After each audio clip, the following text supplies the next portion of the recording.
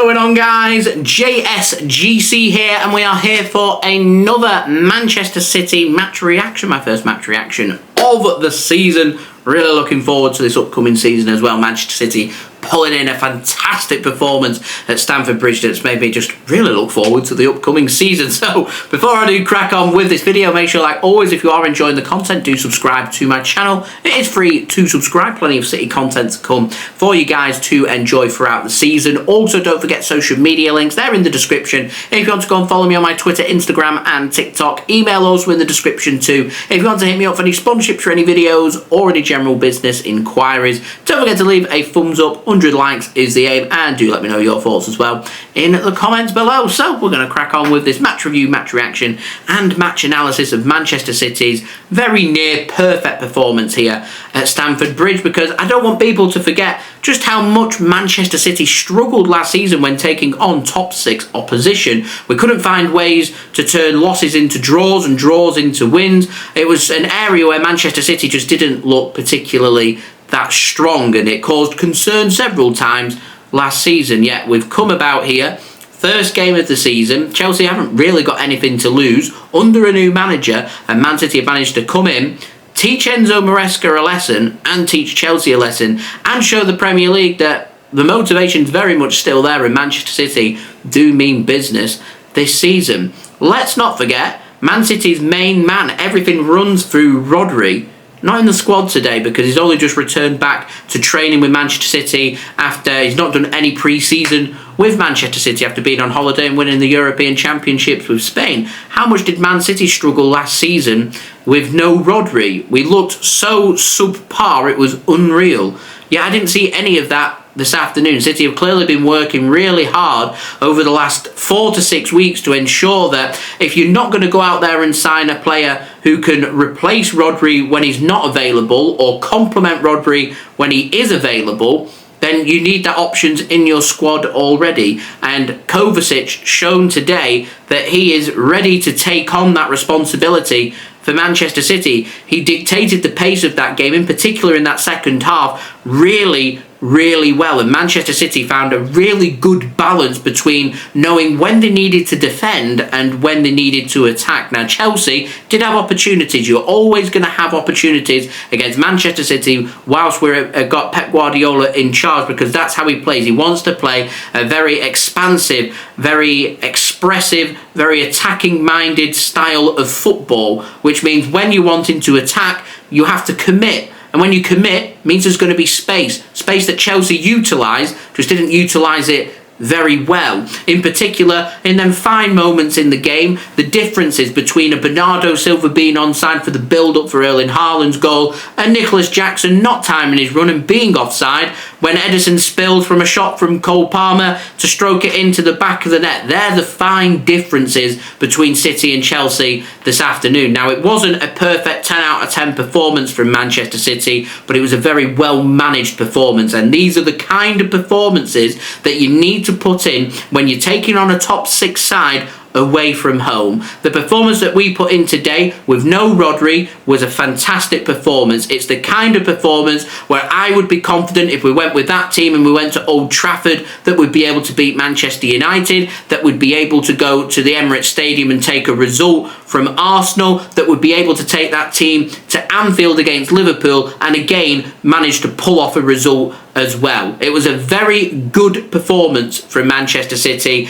and it did what it needed to do. And looking towards the experience of play, it was nice to have a real first team feel about the Manchester City team today. You know, seeing the likes of Ruben, Diaz, Bernardo Silva, Savinho making his debut, Jeremy Doku, Erling Haaland. There was lots of experience. You liked your De Bruyne, who really grabbed the game by the scruff of the neck, but it was defensively in these little areas where Man City just looks so good, and you can tell that some of the players have been working so hard during pre-season to ensure that they have a full understanding of what Pep Guardiola wants and what the football team are looking for, in particular towards 3 or 4 of the players at the back that I want to speak about, because this, to me, was the difference between Chelsea and Manchester City today. Kovacic pulling in a wonderful performance. The organisation of Ruben Diaz at the back. The high-quality performance on the left-hand side from Josko Gvardiol, because he wants to get forward, he wants to attack and score goals,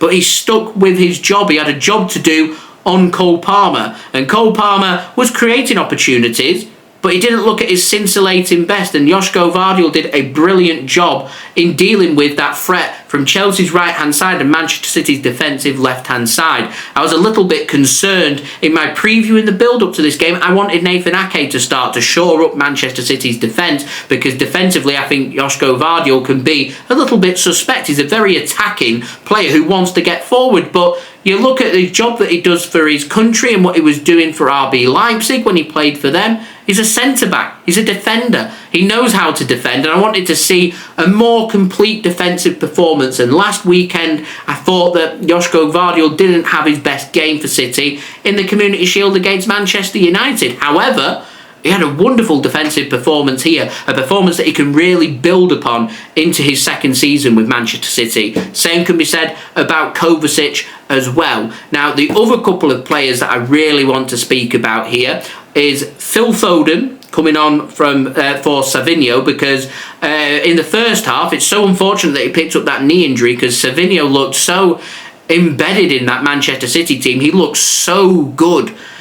Which sampled Jeremy Doku on the right wing for City going up against Marc Cucurella, and didn't really have much success first 10-15 minutes. You move Savinho over, all of a sudden completely bossing it, finding space, making things happen. I'm hoping that knee injury is not serious for him, because he looked an outstanding player. I think could really have a good impact on Manchester City in that attacking line, and it was nice to see Phil Foden coming on in the second half and embedding himself. And actually, I thought City looked, whilst I liked the performance of Savinho, I thought we looked more comfortable on that right-hand side, because we moved Bernardo Silva and Phil Foden complementing each other, and they kind of just resumed where they left off from last season with that complete good understanding. It was an all-round just solid performance from someone like Bernardo Silva, who manages to come away with an assist for Manchester City in this game as well. De Bruyne maybe could have had a goal as well, but the only other player that I really want to speak about is Rico Lewis, because it was a boy becomes a man kind of performance for me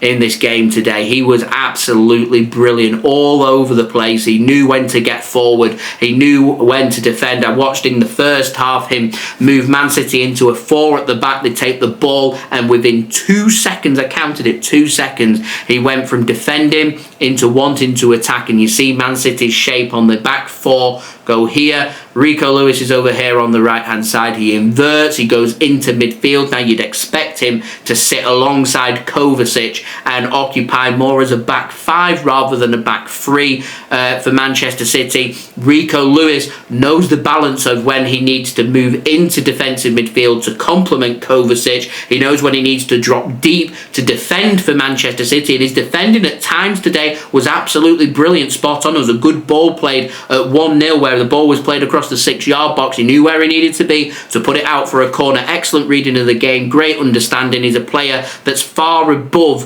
where he should be at someone of his age. He was absolutely brilliant. There's a reason why João Cancelo is getting nowhere near that Manchester City squad. Apology or not, he is not replacing Rico Lewis. He is in for a huge season. Oscar Bobb's picked up that unfortunate leg break, because he'd be in for a huge season as well. But you could just tell Rico Lewis has done that 4 to 6 weeks of pre-season with Manchester City. He has a complete understanding, and some of the players on the bench, I'm watching it, I'm John Stones, for example, or, you're one of the other midfielders, you watch it and you're thinking, wow, okay, how am I going to force my way into that team, because this young kid, this young lad's come in and put in a wonderful performance on the big stage in a Premier League game, a competitive game at Stamford Bridge, not an easy place to go to, and he's very unlucky to miss out on man of the match. Now, Sky Sports, they gave their man of the match to Bernardo Silva. I wanted it to go to Kovacic, just purely for that outstanding performance and that brilliant second goal that he scored. Sanchez might be disappointed that he tipped it onto the post later in the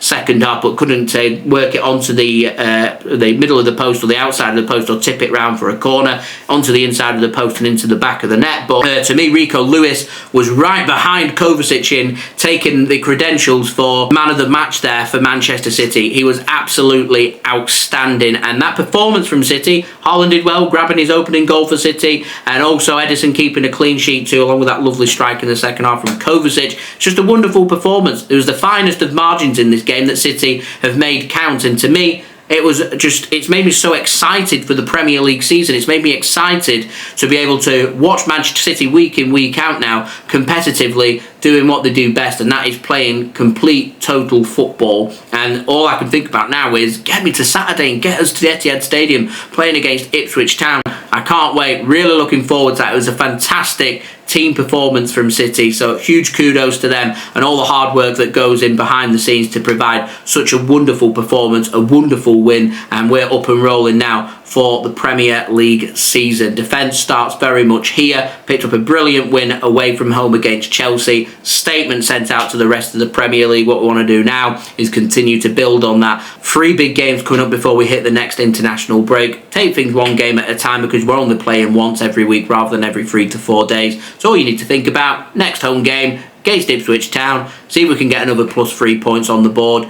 and move from there. So that's where the focus turns towards there. Now it's time for rest and recovery and go back to all that transfer stuff. But I'm sure some will argue, what transfer business does City need to do when you're rolling in a performance like that at Stamford Bridge? It was a brilliant performance from Manchester City, a pleasure to watch, fantastic way to start the season. I'm excited to see what does happen for the next 37 games. So there we go.